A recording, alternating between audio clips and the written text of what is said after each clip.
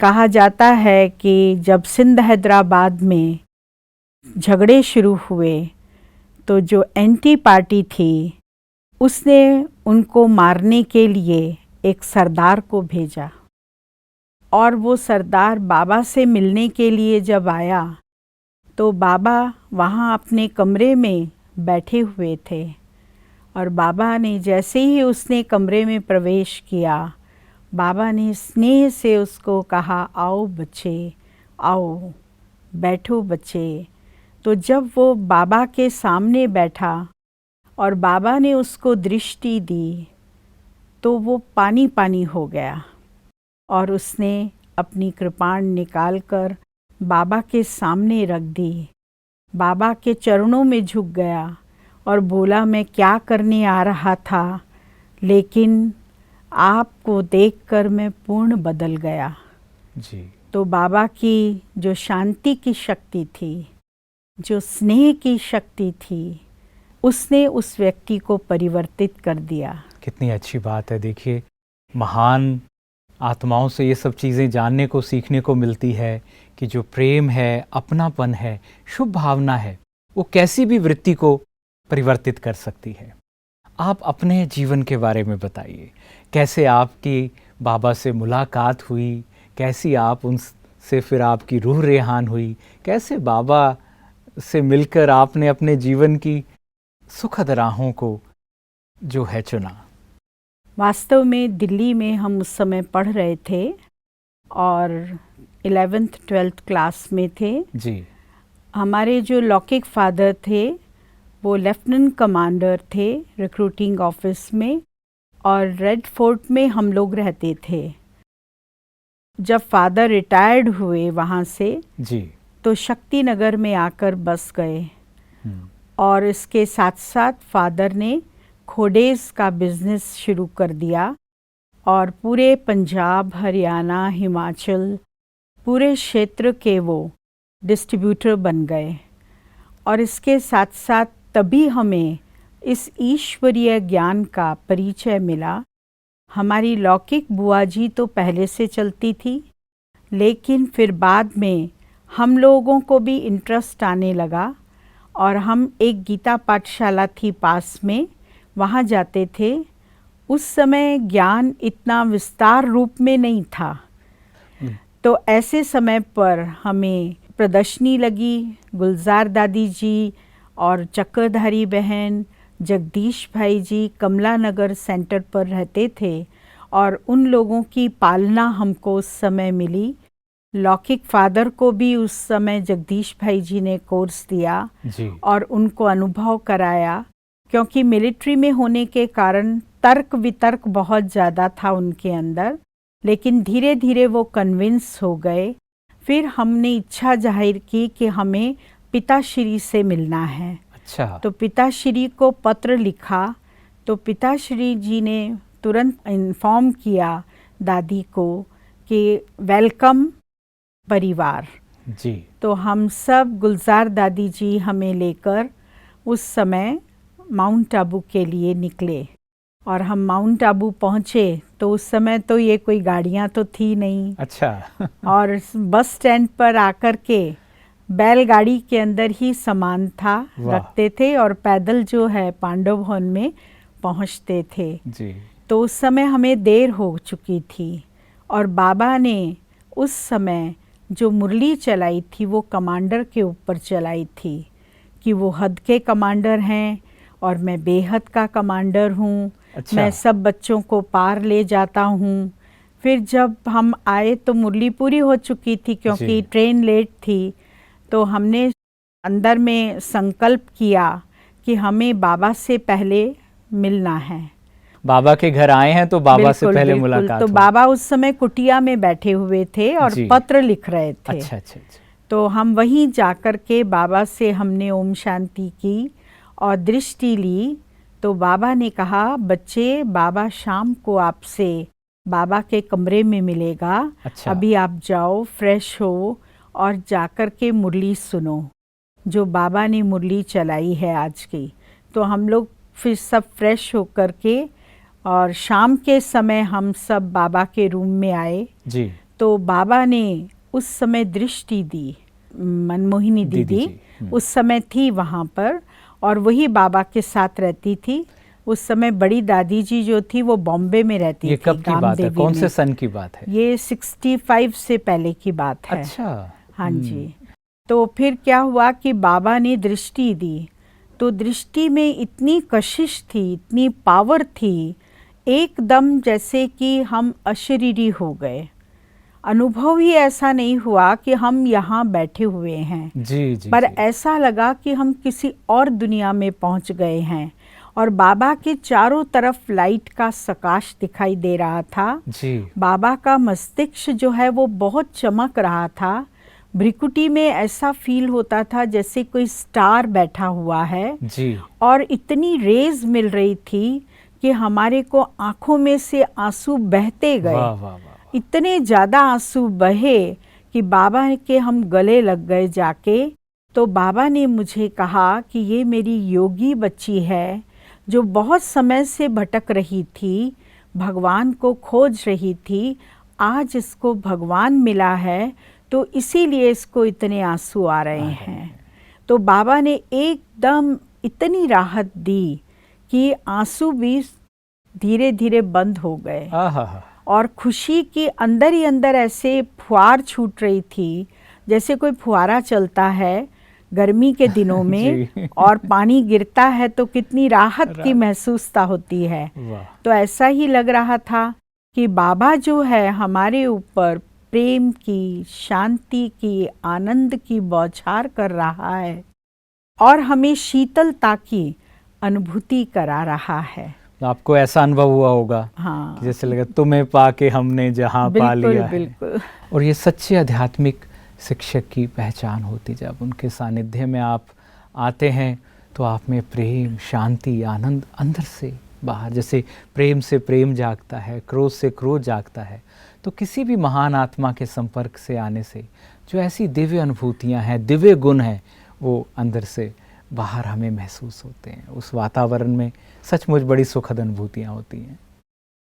और बाबा ने उस समय पांडव भवन में थे हम जी। बहुत थोड़े से लोग थे। हिस्ट्री हॉल में क्लास होती थी। अच्छा। बाबा संदल पे बैठ के क्लास कराते थे और हम सब वहाँ क्लास सुनते थे। बहुत ही अच्छा लगता था। मैं समझती हूँ उस समय 50-60 लोग ही होंगे जो कि आए हुए थे बाहर से। जी। वहाँ के रहने वाले तो थे ही, और अभी तो क्या गीत बजते हैं उठाने के लिए। उस समय वहाँ पर पांडव भवन के ही चौक में घंटी लगी हुई थी। अच्छा। और जमुना प्रसाद भाई जो है आके घंटा बजाते थे, जैसे स्कूल में घंटे बजते हैं ना, ऐसे बजते थे कि उठने का टाइम हो गया, उठने की घंटी, खाना खाने की घंटी, चाय की घंटी, क्लास की घंटी। तो वो बहुत ही पूरा अच्छा विद्यार्थी लगता था। जीवन था, मतलब बाबा का जी पूरा ऐसे रखा जैसे सचमुच आप आए हैं यहाँ पे, तो यहाँ आके आप जो दिव्य पढ़ाई है, एक अलौकिक पढ़ाई है, ज्ञान योग की विद्या है, वो प्राप्त करो, वैसा ही आपको सबको अनुभव होता था जी उस समय। हाँ। और बाबा भी अमृत वेले उठ कर के आते थे, योग कराते थे। जी। उसके बाद बाबा योग पूरा होने के बाद जो वहाँ पर ऊपर एक थल्ला बना हुआ है निर्वैर जी के ऑफिस के बाहर, सामने, जी। तो वो कच्चा था उस समय। अच्छा। और बाबा उस पर खड़े हो जाते थे और सब ऐसे चात्रक दृष्टि से बाबा को देखते थे। जैसे भक्ति मार्ग में कहा है ना, श्री कृष्ण जब बांसुरी बजाता था तो गोपियाँ कैसे बेसुध हो जाती थी। जी। तो वही स्थिति होती थी। सब एक टक बाबा को देखते रहते थे और बहुत देर तक बाबा सबको दृष्टि देते थे। फिर बाबा अपने रूम में जाते थे।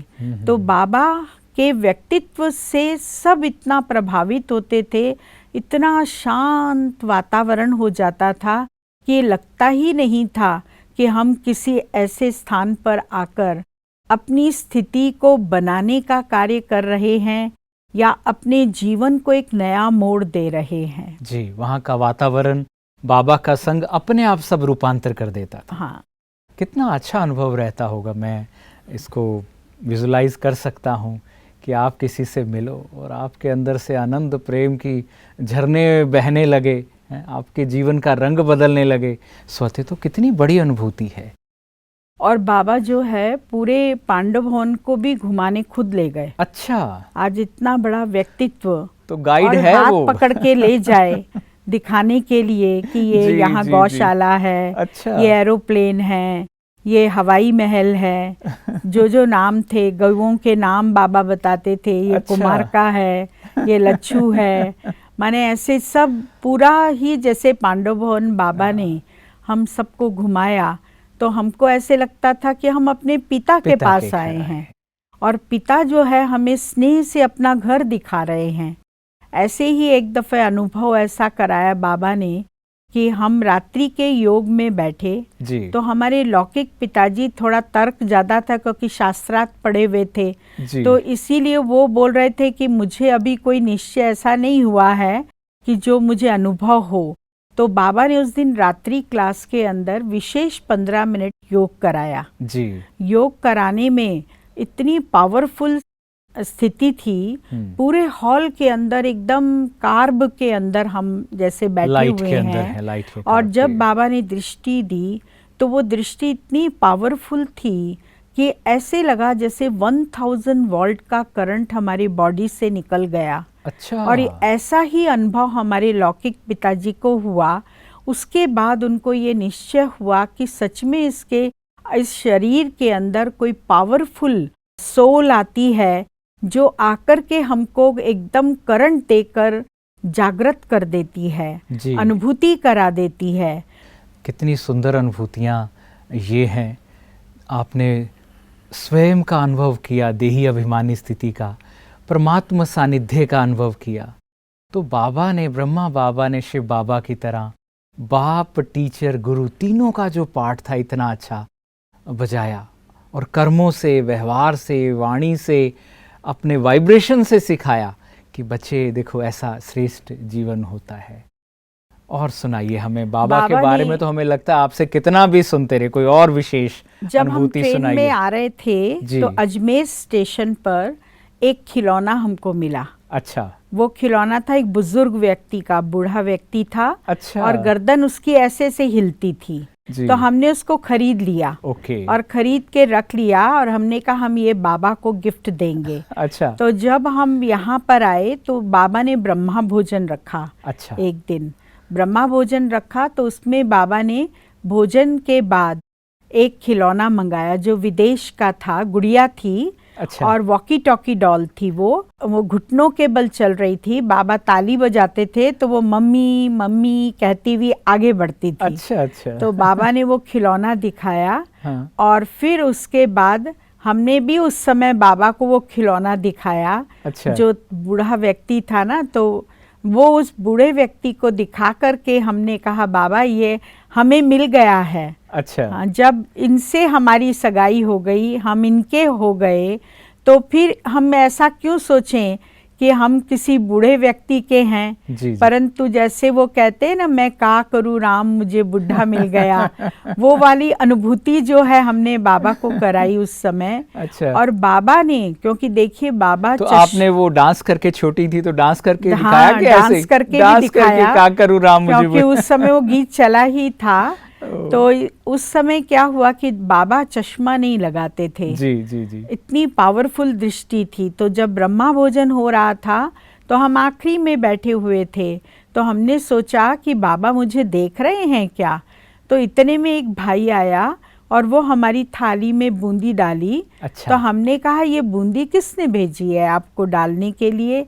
तो उन्होंने कहा कि हमें ना ब्रह्मा बाबा ने कहा था कि जाओ वहाँ बच्ची को ये बूंदी देकर आओ। अच्छा। तो हमको लगा कि बाबा कितना निर्माण है जी। कितना स्नेही है कि आज वो सब बच्चों का ध्यान रखते हैं। हाँ जी। बाबा जो है जब सब सो जाते थे तब भी चक्कर लगाते थे घर का बड़ा, और देखते थे कि अगर किसी के पास ठंड है, किसी को कंबल नहीं है, कुछ नहीं है, तो बाबा वो भी दीदी से दिलवाते थे कि इन बच्चों को कंबल ढको, इन बच्चों का ध्यान रखो। तो सब बच्चों की पालना करने का जो संस्कार है वो हमने बाबा के अंदर देखा। हमने देखा कि हमारी जो लौकिक सिस्टर है उसको दमा है और वो दमा एकदम अचानक, क्योंकि ठंड का टाइम था, जनवरी का मास था, जी। तो उस समय उसको दमा उखड़ गया।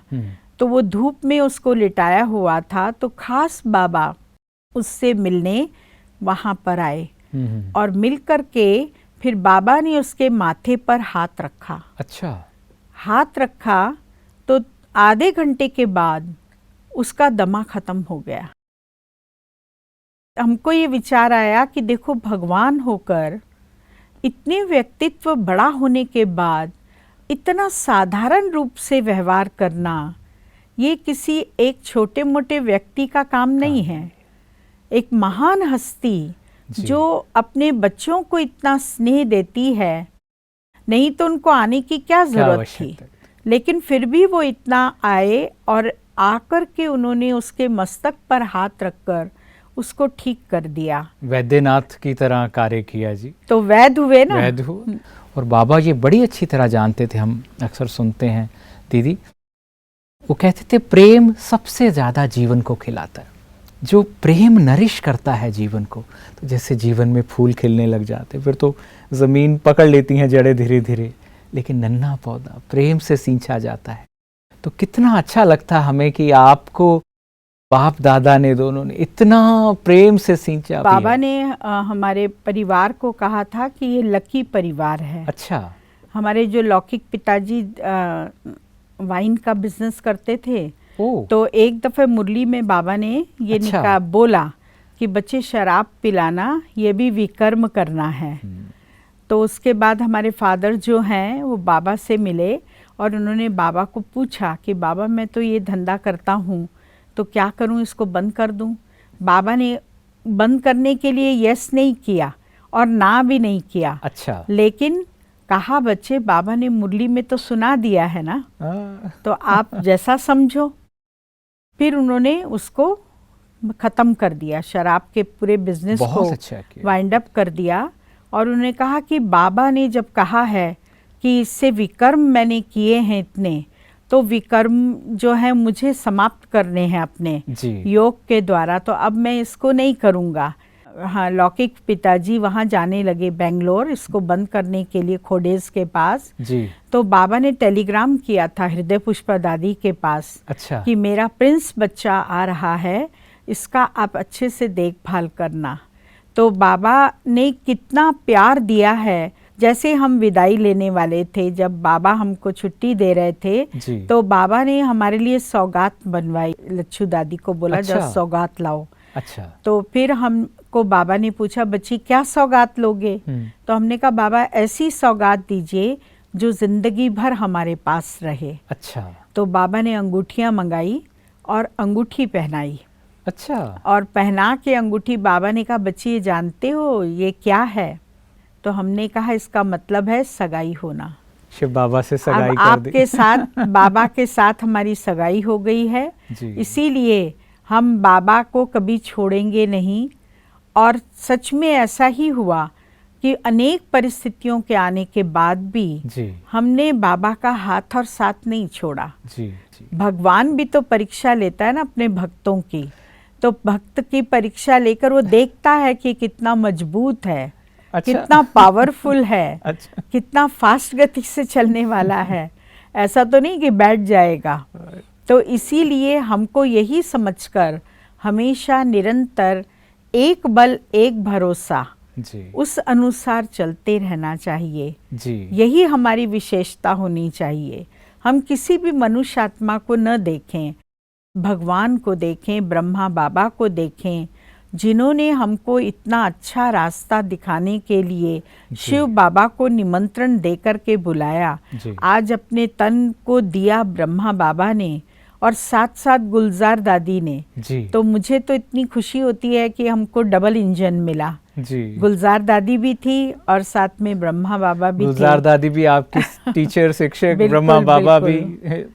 तो इसीलिए हमें अपने जीवन को श्रेष्ठ बनाने का कार्य निरंतर करते रहना चाहिए जी। बाबा ने विदाई दी, हमें पान सुपारी खिलाई। पान अच्छा। सुपारी क्या होती है आप जानते हैं, बादाम, मिश्री, इलायची, ये पहले नियम था। जो दादियाँ भी देती थी। अब तो बहुत बच्चे हो गए हैं तो अच्छा। सबको देना मुश्किल है, पर पहले तो पांडव भवन के अंदर, और बाबा जो है खुद ही सबको छोड़ने पीछे के रास्ते से, क्योंकि पैदल जाते थे सब लोग, हाँ जी। तो इससे पीछे बड़ का जो पेड़ है वहाँ तक बाबा आते थे, गेट तक, और गेट में आके सबको हाथ हिलाते थे, सबको विदाई देते थे। और साथ में हमने देखा कि जब टोली भी बनाते थे तो बाबा साथ में बैठ के बनवाते थे। बच्चे सब्जी काटते थे तो बाबा साथ में आके बैठते थे। माने इतनी बड़ी हस्ती जी। आज कोई महात्मा ऐसा नहीं करेगा, कोई महामंडलेश्वर ऐसा नहीं करेगा। जी। और साथ में ये भी पिघलता है अंदर में मन कि इतनी बड़ी हस्ती और कैसा सब काम बच्चों के साथ मिलकर कर रहे हैं। जी। इसीलिए बहुत प्रसन्नता होती है कि आप ब्रह्मा बाबा के साथ इतना समय आपने वो बाप तो दादा है। के साथ समय बिताया है, और हमें जो आपने बाबा ने आपको इलायची, मिश्री और बादाम खिलाया वो हमें नजर आ रहा है।